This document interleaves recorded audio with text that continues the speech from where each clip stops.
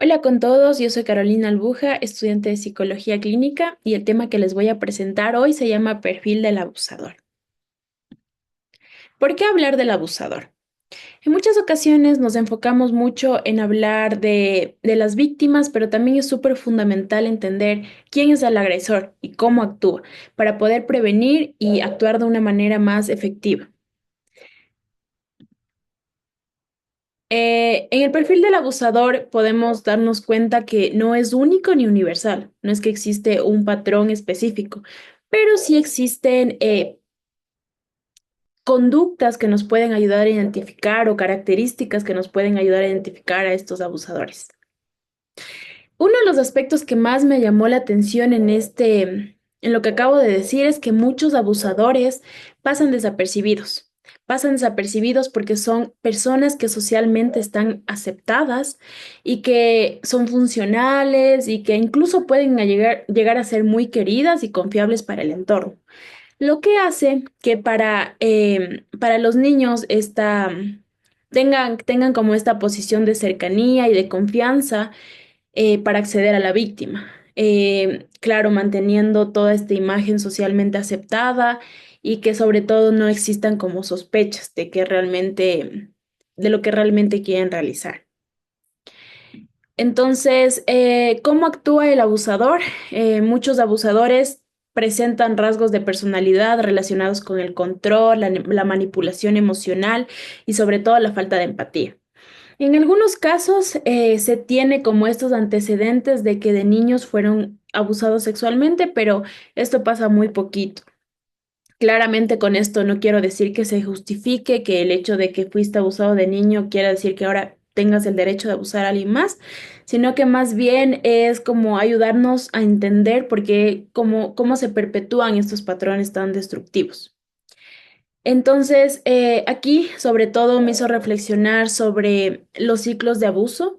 Entonces, por eso es súper importante como ir como rompiendo y no más bien excusarlo al agresor sobre esto, sino intervenir de manera más efectiva para evitar el daño y que esta persona pueda como seguir con este ciclo. Listo.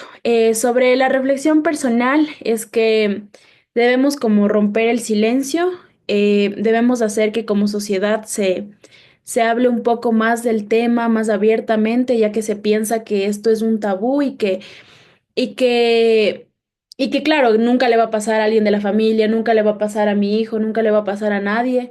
Y realmente sí pasa, o sea, las estadísticas nos muestran que es más común de lo que nosotros creemos y que sobre todo estos abusadores están dentro de nuestra casa, están siendo nuestros amigos, están siendo personas muy conocidas y por esto mismo es que tienen toda esta confianza.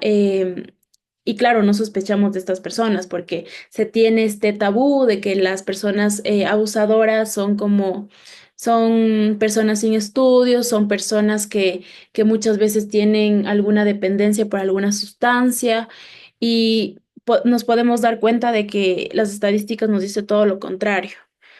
Entonces, es súper importante como romper el silencio, sobre todo ir como identificando estas alertas a tiempo y como futura psicóloga me siento como súper comprometida a no solo escuchar a mis víctimas,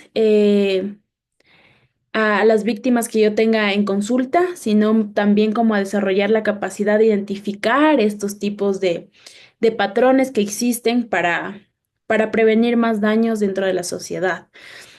Ya que entender el perfil del abusador no es como justificar, sino es actuar con conocimiento y sobre todo con responsabilidad. Y ya, espero que esta presentación nos ayude como a pensar en cuántas veces el abuso infantil ocurre en silencio frente a nuestros ojos y cómo podemos hacer diferencia reconociendo señales, educándonos y sobre todo rompiendo el silencio. Como les había mencionado anteriormente, cómo podemos actuar es psicoeducando sobre las señales, escuchar sobre todo a las víctimas sin algún prejuicio que nosotros tengamos de, como les mencionaba, de los tabús, de los mitos que hay frente a esto, romper el silencio en todos los entornos, que esto más bien sea como que más bien sea como educarnos sobre esto y no como guardarnos.